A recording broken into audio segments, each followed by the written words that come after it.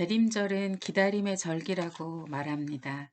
말라기에서 마태복음으로 넘어가는 데는 1초도 안 걸리지만 사실 그 사이에는 400년의 길고 긴 침묵의 시간이 있었습니다.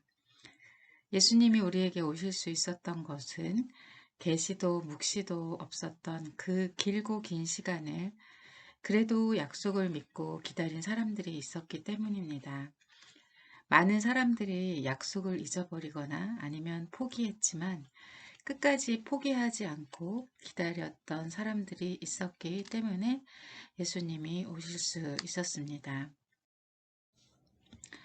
그 대표적인 예가 시몬과 안나라고 할 수 있겠죠.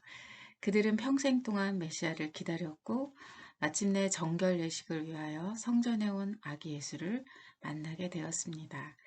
그때 일을 누가복음은 이렇게 기록합니다. 시므온이 아기를 안고 하나님을 찬송하여 이르되 주제여 이제는 말씀하신 대로 종을 평안히 놓아주시는도다.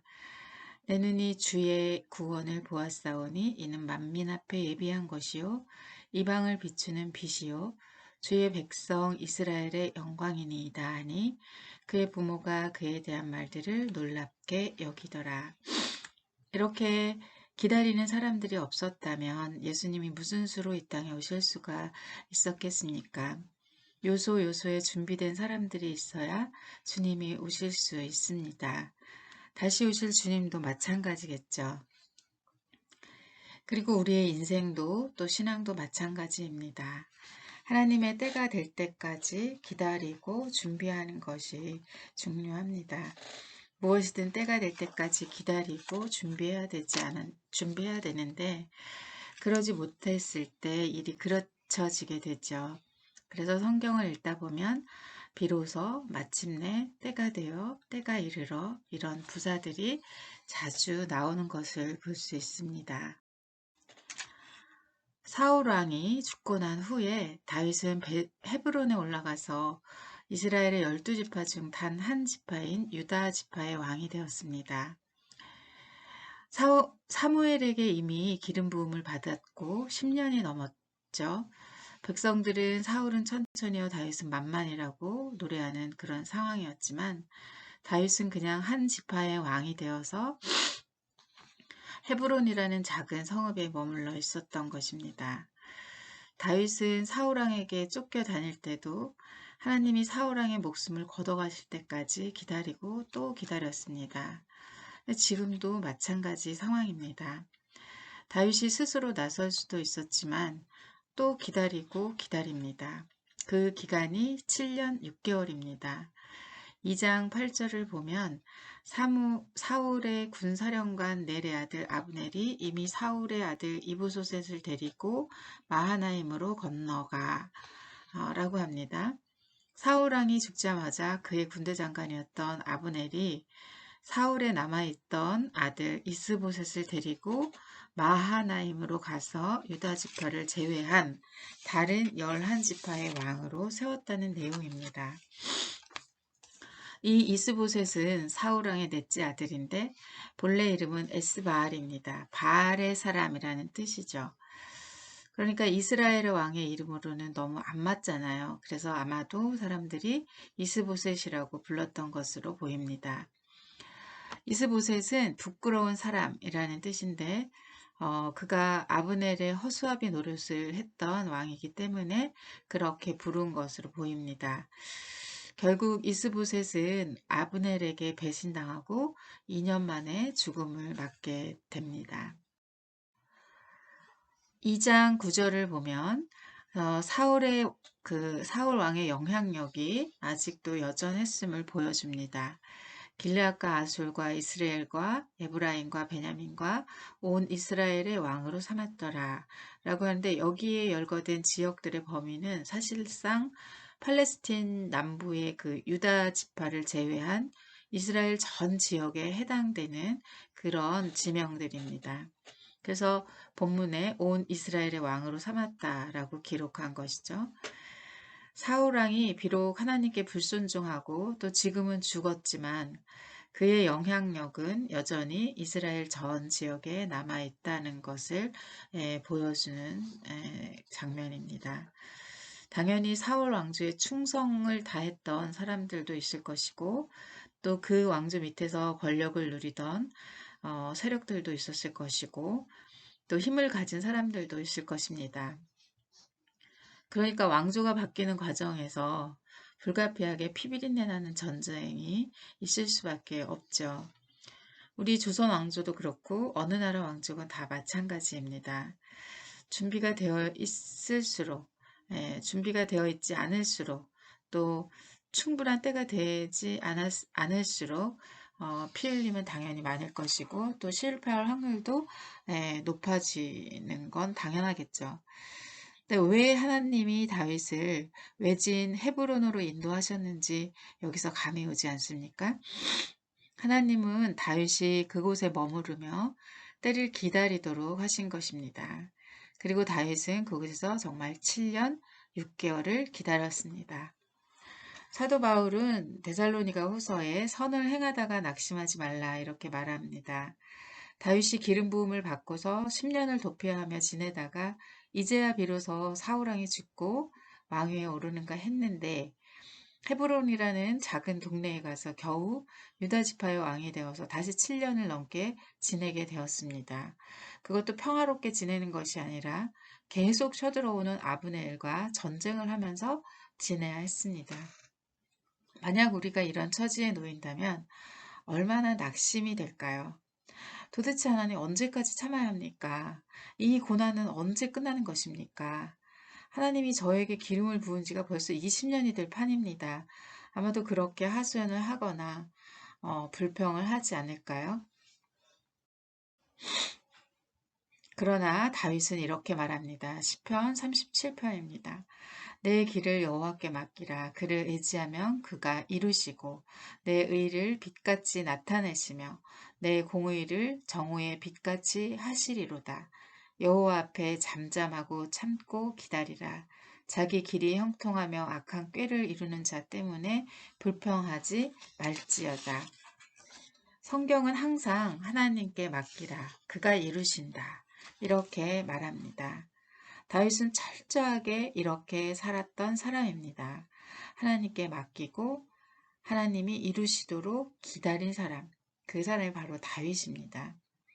우리는 다윗이 광야에서 10년, 헤브론에서 7년 6개월의 시간을 왕으로 이미 기름 부음 받고서 온전한 왕위에 오르기까지 무려 17년 6개월의 시간을 기다렸다는 것을 잊어서는 안 될 것입니다. 간혹 어떤 사람들은 하나님 나라를 위해서 무슨 대단한 일을 한다고 하고 내가 주의 일을 위해 일생을 바쳤다. 복음을 위해 목숨을 바쳤다. 그렇게 생각을 하기도 합니다만 저는 성경을 보면 그런 거는 거의 없는 것 같습니다. 때가 되면 하나님이 준비된 이 사람 저 사람을 통해서 일을 하시지 내가 하겠다고 나선 사람을 쓰시는 경우는 거의 본 적이 없는 것 같습니다. 10절에서 11절을 보면 이후에 이제 두 왕국의 상황이 어떻게 되는지가 나오는데요. 사울의 아들 이스보셋이 이스라엘의 왕이 될 때에 나이가 40세이며 2해 동안 왕이 있으니라. 유다 족속은 다윗을 따르니 다윗이 헤브론에서 유다 족속의 왕이 된 날 수는 7년 6개월이더라. 그러니까 이스보셋이 왕위에 오른 나이는 40세이고 그가 왕위에 있었던 기간은 2년이라는 건데요. 다윗이 유다 족속의 왕으로 지낸 날수는 7년 6개월입니다. 그러니까 5년 차이가 나죠. 아브넬이 이스보셋을 처음부터 왕으로 세운 것이 아니라 자신이 5년 동안 집권을 하다가 여론이 좋지 않자 이스보셋을 왕으로 세웠던 것입니다. 당시 여론이 어떠했는지는 사무엘 하 3장 17절에 나타나는데요. 아브넬이 이스라엘 장로들에게 말하여 이르되 너희가 여러 번 다윗을 너희의 임금으로 세우기를 구하였으니 이렇게 나와 있거든요. 그러니까 이스라엘의 장로들이 다윗을 임금으로 모시자고 아브넬에게 여러 차례 요구했다는 것입니다. 그러나 아브넬은 자기가 쥔 권력을 놓지 않으려고 사울왕의 아들 이스보셋을 세워서 정통성을 주장하며 실권을 장악했습니다. 당시 여론은 다윗에게 기울어져 있던 것이 분명합니다. 분명히 12지파의 왕권을 약속받고 기름 부음도 받은 상황입니다. 그런데도 다윗은 7년 6개월 동안 헤브론에서 유다만 통치하고 있었습니다. 이처럼 다윗은 기다리고 기다리고 또 기다린 사람입니다. 누가 보면 답답하고 속이 터지겠죠. 그러나 다윗은 내 길을 여호와께 맡기라. 그를 의지하면 그가 이루신다. 여호와 앞에 잠잠하고 참고 기다리라. 악한 꾀를 이루는 자 때문에 불평하지 말지어다. 이렇게 말했습니다. 하나님 나라는 이렇게 기다리고 기다리는 사람들을 통하여 이루어집니다. 성경에 그렇지 않은 사람이 있었을까요? 제가 어떻게 하나요? 저는 못합니다. 나는 말주변이 없습니다. 이랬던 사람들이 일을 하지 않았습니까? 저는 사람을 가리지 않는데 유일하게 가리는 사람이 있습니다. 바로 사명감에 불타는 사람이에요. 정말 친하고 싶지 않아요. 저는 그렇습니다. 자기 삶의 자리에서 자기 역할에 충실하고 자기 옆에 있는 사람들, 이웃을 사랑하며 그렇게 살아가는 것이 하나님의 일이고 또 사명이고 선교고 또 목회라고 생각합니다. 그런데 이런 것은 누가 보기엔 정말 그야말로 속 터지고 답답하고 또 사람들에게 주목받는 것도 아니고 그저 별다른 일 없이 시간만 가는 일이라 진짜 그야말로 무한한 인내가 필요할 뿐입니다. 눈에 보이는 결과도 자랑할 것도 없습니다. 그러니 누가 이런 길을 가고자 하겠어요? 누가 이런 인생을 살고 싶어 하겠습니까? 그런데 우리가 사무엘 하 3장 1절을 읽게 된다면 마음이 달라지겠죠. 사무엘하 3장 1절에 보면 사울의 집과 다윗의 집 사이에 전쟁이 오래매 다윗은 점점 강하여 가고 사울의 집은 점점 약하여 가니라 라고 합니다. 하나님의 때를 한없이 기다리는 다윗의 집. 그러니까 누가 보기엔 더디고 속 터지는 것 같아도 점점 더 강하여지고 자기 욕심으로 무엇을 이루려고 했던 사울의 집. 점점 더 약하여 갔다는 것입니다. 더 중요한 것은 그 다음입니다. 다윗이 점점 더 강하여 갔다고 했는데 그렇다면 어느 성읍을 접수하고 어느 지파가 다윗의 통치 아래로 들어오고 이를테면 그런 기상 넘치는 내용이 나와야 할 텐데 그런 게 나온 것이 아니라 누구를 통해서 누구를 낳고 누구를 통해서 누구를 낳고 아들이 6명이 되었다. 그런 지극히 일상적이고 평범한 얘기가 나왔습니다.